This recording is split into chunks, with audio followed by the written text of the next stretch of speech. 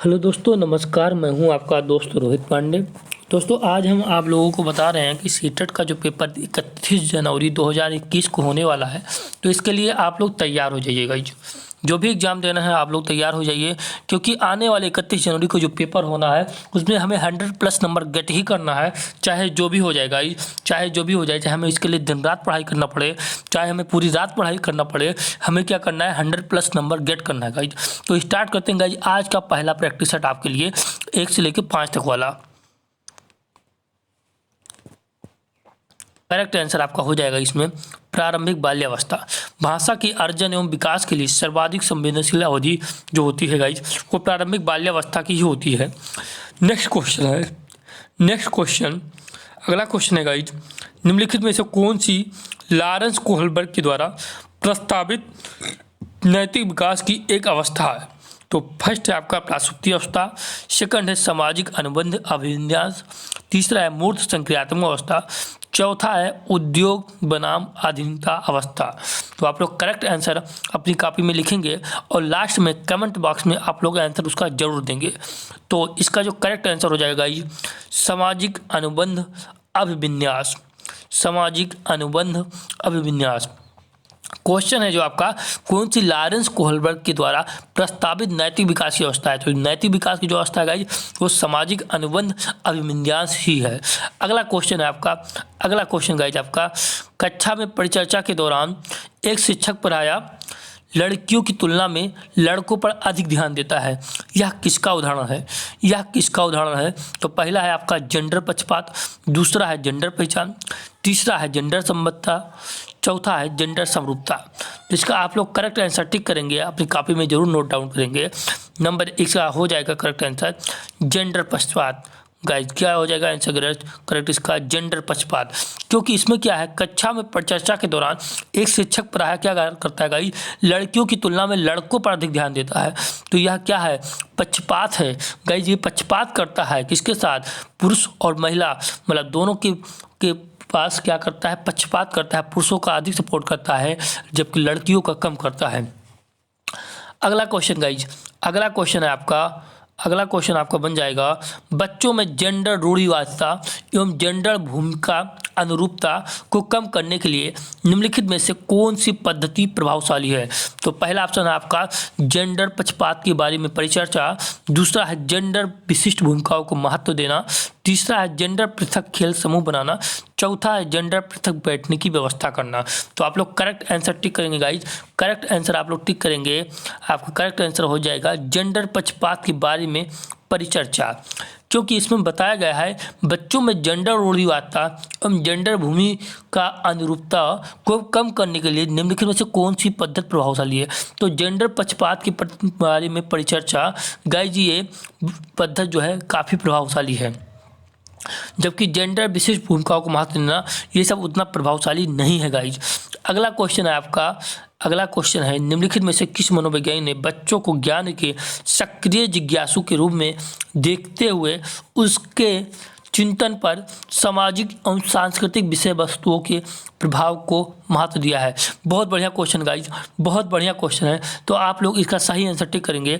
पहला ऑप्शन है John B Watson, second है लेओ वाइगॉस्की, तीसरा है जीन पियाजे, चौथा है लॉरेंस कोहलबर्ग। तो इसका करेक्ट आंसर हो जाएगा गाइज, इसका करेक्ट आंसर है लेओ वाइगॉस्की। अगला क्वेश्चन गाइज, जिगसा पहेली को करते समय 5 वर्ष की नजमा स्वयं से कहती है, क्या कहती है गाइस? आगे सुनो, नीला टुकड़ा कहाँ है? फिर क्वेश्चन मार्क है, नहीं फिर कामा है, यह वाला नहीं, गाढ़े रंग वाला, जिससे वह जूता पूरा बन जाएगा। इस प्रकार की वार्ता को वाइगॉस्की किस तरह संबोधित करते हैं? तो पहला है व्यक्तिगत वार्ता, दूसरा है जोर से बोलना, तीसरा है पाण ढांचा, चौथा है आत्म केंद्रित वार्ता। तो आप लोग इसका करेक्ट आंसर टिक करेंगे। करेक्ट आंसर जो है आपका हो जाएगा इसमें व्यक्तिगत वार्ता। व्यक्तिगत वार्ता इसलिए हो जाएगा क्योंकि गाइज जिज्ञासा जो है पहली को करते समय 5 वर्ष की नजमा स्वयं से कहती है, क्या कहती है, नीला टुकड़ा कहाँ है, नीला टुकड़ा कहाँ है, नहीं यह वाला नहीं, गाढ़े रंग वाला, जिससे यह जूता पूरा बन जाएगा। इस प्रकार की वार्ता को वाइगोत्स्की किस तरह संबोधित करते हैं, इसको व्यक्तिगत वार्ता में संबोधित करते हैं गाइज। कौन सी वार्ता में? व्यक्तिगत वार्ता में संबोधित करते हैं गाइज।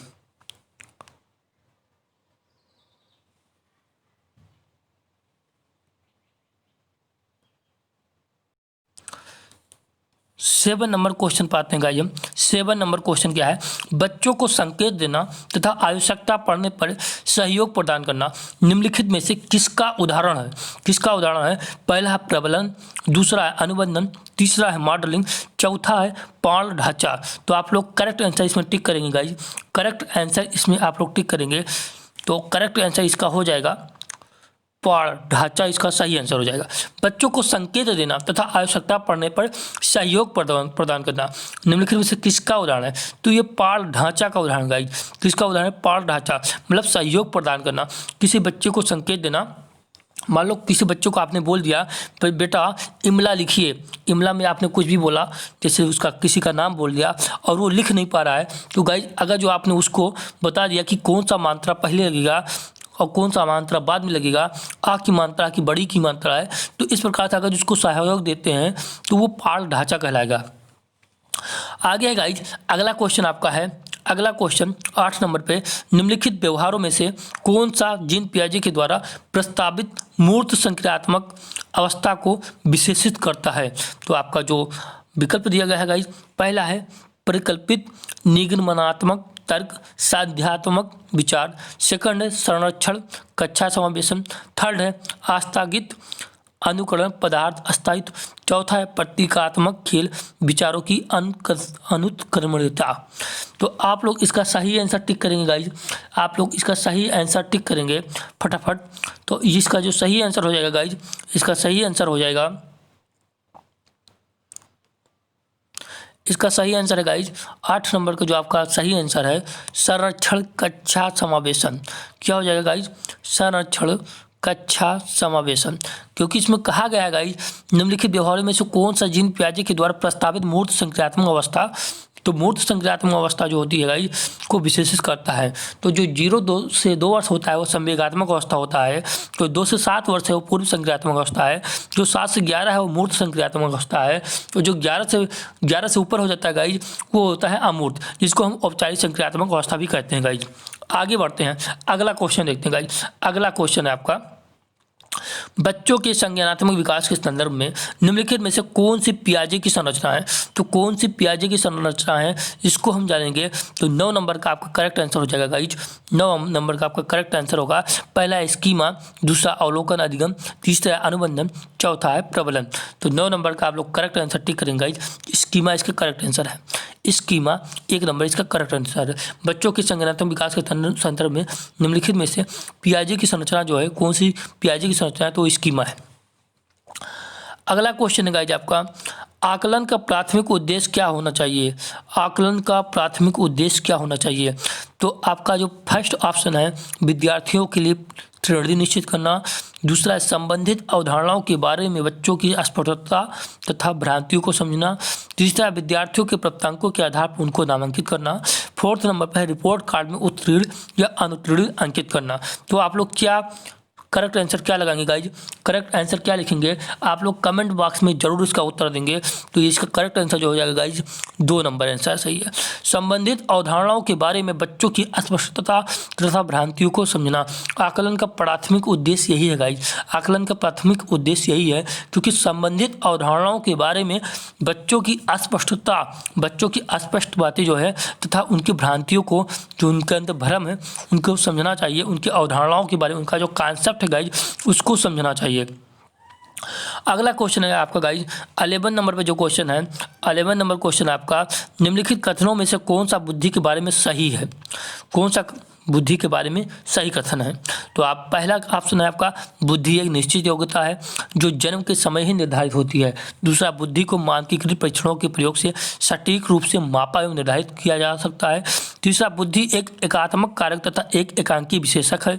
चौथा, बुद्धि बहुआयामी है तथा जटिल योग्यताओं का एक समूह है। तो 11 नंबर का सही क्वेश्चन आप लोग टिक करेंगे गाइज। 11 नंबर का सही क्वेश्चन आप लोग टिक करेंगे।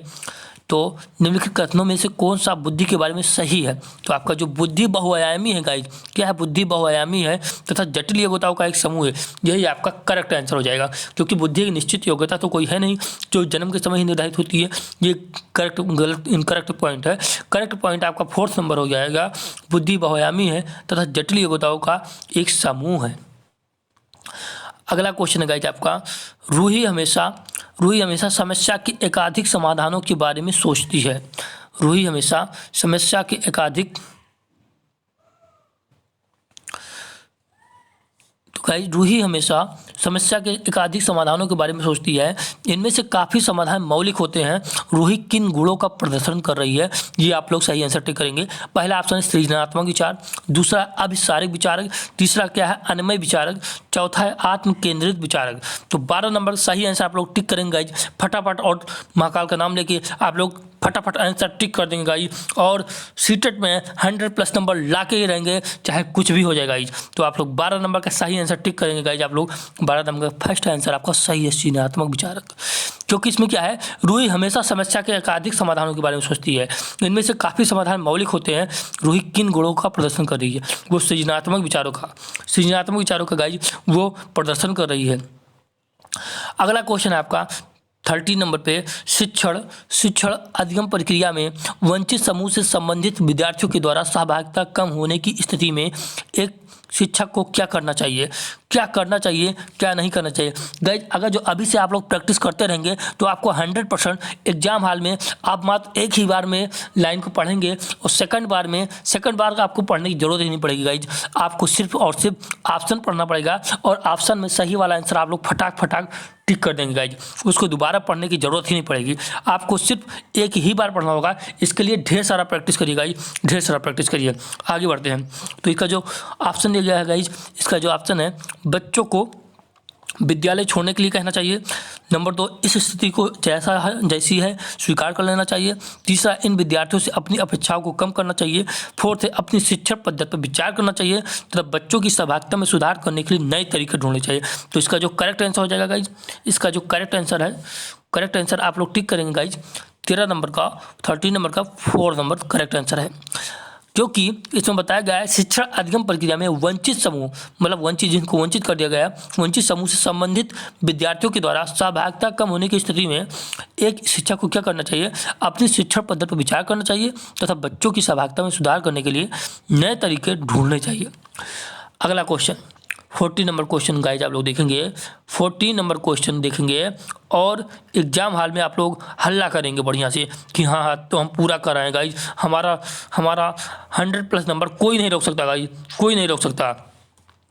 तो आपका जो क्वेश्चन है, एक समावेशी कक्षा में एक शिक्षक को विशिष्ट शैक्षिक योजनाओं को क्या तैयार करना चाहिए, क्या नहीं तैयार करना चाहिए, ये बता रहे हैं। एक समावेशी कक्षा वो हो गई जिसमें तमाम प्रकार का स्टूडेंट एक साथ पढ़ते हैं, जो निःशक्तिहीन बालक हैं और जो भी बालक हैं, सभी बालक, मतलब कि जो समस्या रहित बालक हैं, जो समस्यात्मक बालक हैं, सबको एक साथ बैठा के उनको शिक्षा दी जाती है। तो उसके बारे में क्या है गाइज, उसके बारे में हम जानेंगे।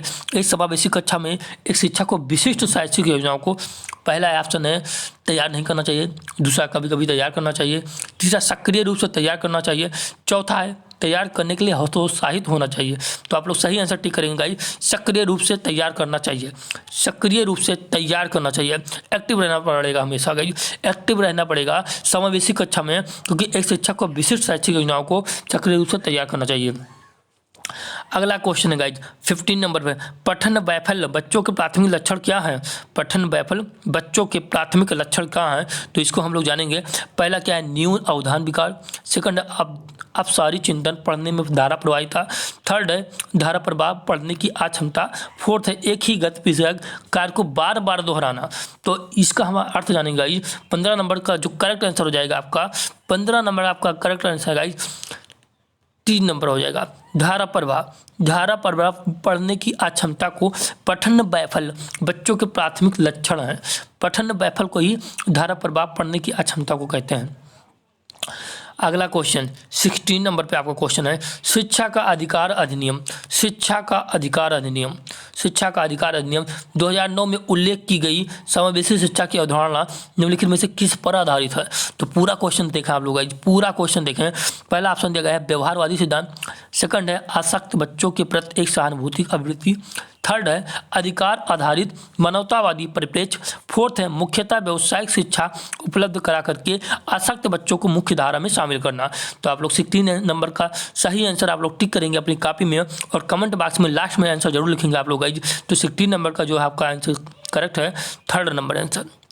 अधिकार आधारित मानवतावादी परिप्रेक्ष्य, अधिकार आधारित मानवतावादी परिप्रेक्ष्य ये आपका सही आंसर है। अगला क्वेश्चन है गाइस संरचनावादी ढांचे में अधिगम प्राथमिक रूप से नंबर 1 यंत्रवत याद करने पर आधारित है, नंबर 2 प्रबलन पर केंद्रित है, नंबर 3 अनुबंधन द्वारा अर्जित है, नंबर 4 अवबोधन की प्रक्रिया पर केंद्रित है। तो 17 नंबर का आप लोग गाइस आंसर टिक करेंगे। 17 नंबर का जो सही आंसर होगा आपका फोर्थ नंबर अवबोधन की प्रक्रिया पर केंद्रित है। कौन सी प्रक्रिया पर केंद्रित गाइस? अवबोधन की प्रक्रिया पर केंद्रित है। संरचनावादी ढांचे में अधिगम प्राथमिक रूप से किस पर केंद्रित है गाइस? अवबोधन की प्रक्रिया पर केंद्रित है। 18 नंबर क्वेश्चन पाएंगे गाइस। 18 नंबर क्वेश्चन है जो गाइस आपका 18 नंबर अनेक घटनाओं के बारे में बच्चों के द्वारा बनाए गए सहानुभूत सिद्धांतों के संदर्भ में एक शिक्षिका को क्या करना चाहिए। तो पहला है बच्चों के इन सिद्धांतों का अनदेखा करना चाहिए, दूसरा है बच्चों को दंडित करना चाहिए, तीसरा है बार बार करने के द्वारा एक सही सिद्धांत से बदल देना चाहिए, फोर्थ है बच्चों के प्रतिकूल प्रमाण एवं उदाहरणों को प्रस्तुत करके बच्चों के इन सिद्धांत को चुनौती देना चाहिए। तो 18 नंबर का जो आपका करेक्ट आंसर हो जाएगा गाइज, 18 नंबर का करेक्ट आंसर आपका फोर्थ नंबर हो जाएगा। फोर्थ नंबर सही है आंसर आपका गाइज। प्रतिकूल प्रमाण एवं उदाहरणों को प्रस्तुत करके बच्चों के इन सिद्धांतों को चुनौती देना चाहिए, यही आपका करेक्ट आंसर हो जाएगा गाइज। क्योंकि इसमें अनेक घटनाओं के बारे में बच्चों के द्वारा बनाए गए सहानुभूत सिद्धांतों के संदर्भ में इस शिक्षिका को क्या करना चाहिए वही चीज़ उसका बताया गया है क्या करना चाहिए। तो फोर्थ नंबर वाला आंसर आपका करेक्ट आंसर है। 19 नंबर क्वेश्चन देखते हैं गाइज। 19 नंबर क्वेश्चन बाल केंद्रित शिक्षा शास्त्र की क्या विशेषता है? बाल केंद्रित शिक्षा शास्त्र की क्या विशेषता है? तो प्रथम है ऑप्शन है केवल पाठ्य पुस्तकों पर निर्भर होना, सेकंड है बच्चों के अनुभव को प्रमुखता देना, थर्ड है यंत्रवत याद करना, फोर्थ है योग्यता के आधार पर विद्यार्थियों को नामांकित करना तथा वर्गीकरण करना। तो 19 नंबर का करेक्ट आंसर आप लोग टिक करेंगे गाइस, बच्चों के अनुभवों को प्रमुखता देना, बच्चों के अनुभवों को प्रमुखता देना। सेकंड नंबर है ऑप्शन आपका करेक्ट है। आप लोग गाइस फटाफट आप लोग नोट करते रहिए, कॉपी में चाहिए तो कॉपी में, दिमाग में चाहिए तो दिमाग में, जहाँ पे मर्जी के वहाँ उसको फीड करते रहेगा, जिससे आप लोग जितना ज़्यादा प्रैक्टिस करेंगे उतना ही मजा आएगा गाइस, जितना ज़्यादा बर्तन मांजोगे उतना ही साफ होगा गाइस। तो इसलिए आप लोग बर्तन नहीं मांजना, यहाँ पे अपने माइंड को मांजना है गाइस, माइंड को घुमाना है अपने। 20 नंबर क्वेश्चन आते हैं। 20 नंबर क्वेश्चन संवेग एवं संज्ञान एक दूसरे से हैं, क्या हैं? नंबर 1 आया हुआ क्वेश्चन है गाइज, आया हुआ क्वेश्चन है दोस्तों ये। नंबर 1 पूर्णतः अलग, नंबर 2 स्वतंत्र, नंबर 3 सन्निहित, नंबर 4 संबंधित नहीं। तो 20 नंबर का करेक्ट आंसर आप लोग टिक करेंगे गाइज। 20 नंबर का करेक्ट आंसर सन्निहित, सन्निहित आपका करेक्ट आंसर हो जाएगा गाइज। सन्निहित संवेग एवं संज्ञान एक दूसरे से क्या है गाइज? सन्निहित है, एक दूसरे के क्या है गाइज? सन्निहित है, मतलब संबंधित है। अगला क्वेश्चन है गाइज आपका संरचनावादी सिद्धांतों के अनुसार अधिगम के बारे में निम्नलिखित कथनों में से कौन सा सही है? फर्स्ट है अधिगम पुनरुत्पादन एवं स्मरण की प्रक्रिया है, सेकंड है अधिगम यंत्रवत याद करने की प्रक्रिया है, थर्ड है अधिगम आवृत्तीय संबंध के द्वारा व्यवहारों का अनुबंधन है, फोर्थ है अधिगम सक्रिय विनियोजन के द्वारा ज्ञान की संरचना की प्रक्रिया है। तो 21 नंबर क्वेश्चन का आप लोग आंसर सही टिक करेंगे गाइज। 21 नंबर का करेक्ट आंसर आपका अधिगम सक्रिय विनियोजन के द्वारा ज्ञान की संरचना की प्रक्रिया है। आगे बढ़ते हैं गाइज। 22 नंबर क्वेश्चन पर आते हैं गाइज। 22 नंबर क्वेश्चन जो आपका, विद्यार्थियों को स्पष्ट उदाहरण एवं गैर उदाहरण देने के लिए क्या परिणाम है। तो आपका फर्स्ट ऑप्शन है अवधारणात्मक प्रयत्नों को प्रोत्साहित करने के लिए यह एक प्रभावशाली तरीका है। सेकंड है यह विद्यार्थियों के मस्तिष्क में भ्रांतियां उत्पन्न करता है। थर्ड यह अवधारणाओं की समझ या अभाव पैदा करता है।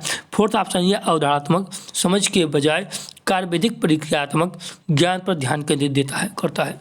तो आपका जो 22 नंबर का करेक्ट आंसर हो जाएगा गाइज, पहला नंबर ऑप्शन आपका करेक्ट है। अवधारणात्मक मतलब कॉन्सेप्ट परिवर्तनों को प्रोत्साहित करने के लिए यह एक बहुत ही बढ़िया तरीका है, प्रभावशाली तरीका है गाइज। नेक्स्ट क्वेश्चन आपका 23 नंबर पे, बच्चों को अधिगम गतिविधियों में भागीदारी करने के लिए लगातार पुरस्कार देना व दंड का प्रयोग करने से क्या प्रभाव पड़ता है। पहला, बाह्य प्रेरणा कम होती है। सेकंड, आंतरिक अप्रेरणा बढ़ती है। थर्ड, यह बच्चों को प्रदर्शन आधारित लक्ष्यों के बजाय निपुणता पर ध्यान देने के लिए प्रोत्साहित करेगा। फोर्थ ऑप्शन है अधिगम में बच्चों को स्वाभाविक अभिरुचि तथा जिज्ञासा कम होती है। तो आप लोग 23 नंबर का करेक्ट आंसर आप लोग टिक करेंगे गाइज। 23 नंबर का करेक्ट आंसर आपका फोर्थ नंबर हो जाएगा। अधिगम में बच्चों की स्वाभाविक अभिरुचि तथा जिज्ञासा कम होती है गाइज। यही होता है बच्चों के अधिगम गतिविधियों में भागीदारी करने के लिए लगातार पुरस्कार देना व दंड का प्रयोग करने से क्या प्रभाव पड़ता है। यही प्रभाव पड़ता है गाइज। अधिगम में बच्चों को स्वाभाविक अभिरुचि तथा जिज्ञासा कम होती है। बार बार अगर जो पुरस्कार देंगे और बार बार दंड देंगे गाइज, तो क्या होगा, उनकी अभिरुचि तथा जिज्ञासा धीरे धीरे कम होती जाएगी। अच्छा गाइज, आप लोग खुद ही सोचो, अगर किसी बालक को हम बार बार पुरस्कार देंगे तो कहेंगे क्या गुरुजी बार बार गुड्डे तो देते हैं, बार बार टफिए तो देते हैं, इससे अच्छा क्या है गाइज, बार बार पुरस्कार नहीं, कभी कभी पुरस्कार, कभी कभी साल में जैसे रिजल्ट एक बार आता है, उस पुरस्कार भी आप महीना, 2 महीना, 2.5 महीना में दिया दीजिए। अगला क्वेश्चन आपका 24 नंबर, निम्नलिखित में से कौन सी प्रधान सार्थक अधिगम को बढ़ावा देती है। तो फर्स्ट है आपका शारीरिक दंड, सेकंड है सहयोगात्मक अधिगम पर्यावरण, थर्ड है सतत एवं समग्र मूल्यांकन, फोर्थ है निरंतर तुलनात्मक मूल्यांकन। तो इसका जो कोड दिया गया है, कोड हम लोग देखेंगे फर्स्ट और सेकंड, दूसरा है सेकंड और थर्ड, थर्ड है फर्स्ट सेकंड और थर्ड, फोर्थ है फर्स्ट और सेकंड थर्ड और फोर्थ। तो इसका जो करेक्ट आंसर है गाइज सेकंड नंबर, इसका करेक्ट आंसर आपका सेकंड नंबर करेक्ट है, सेकंड और थर्ड सही रहेगा। सहयोगात्मक अधिगम पर्यावरण एवं सतत समग्र मूल्यांकन, यही प्रथाएं सार्थक अधिगम को ज़्यादा बढ़ावा देती है। अगला क्वेश्चन आपका, शिक्षक बच्चों की जटिल अवधारणाओं की समझ को किस प्रकार सहज कर सकते हैं, किस प्रकार आसान कर सकते हैं गाइज, कैसे हम बहुत इजी बना सकते हैं, तो हम जानेंगे। पहला ऑप्शन है एक व्याख्यान दे करके, दूसरा है प्रतियोगात्मक अवसरों की व्यवस्था करके, तीसरा है बार बार यांत्रिक अभ्यास के द्वारा, फोर्थ है अन्वेषण एवं परिचर्चा के लिए अवसर उपलब्ध करके। तो आपका जो करेक्ट आंसर होगा गाइज, करेक्ट आंसर आपका 25 नंबर का फोर्थ, अन्वेषण एवं परिचर्चा के लिए अवसर उपलब्ध करके। अगला क्वेश्चन गाइज आपका 26 नंबर पे हम लोग देखेंगे, एक प्राथमिक विद्यालय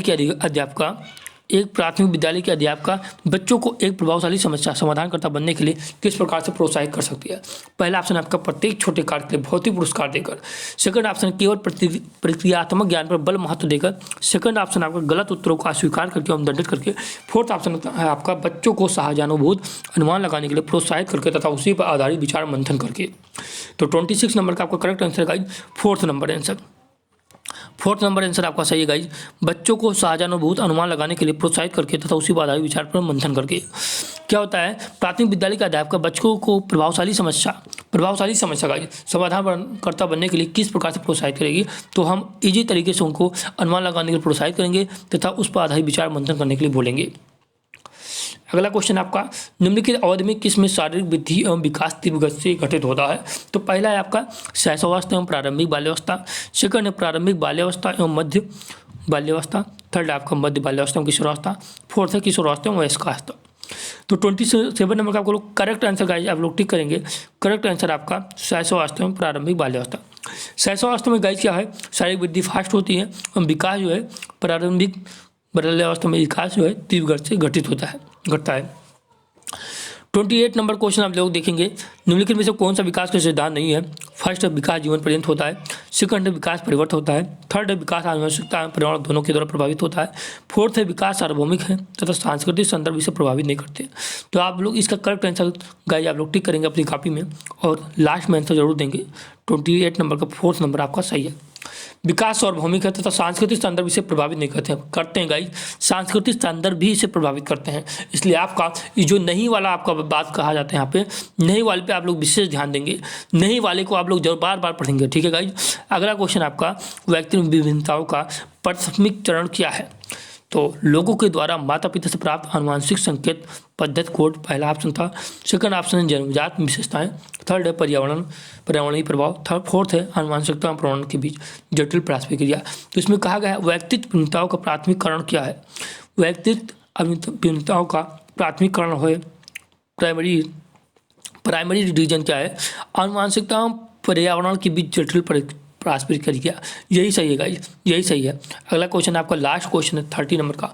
निम्नलिखित में से कौन सा द्वितीय समाजीकरण एजेंसी का उदाहरण है। पहला है परिवार एवं पास पड़ोस। सेकंड है परिवार एवं मीडिया। थर्ड है विद्यालय मीडिया।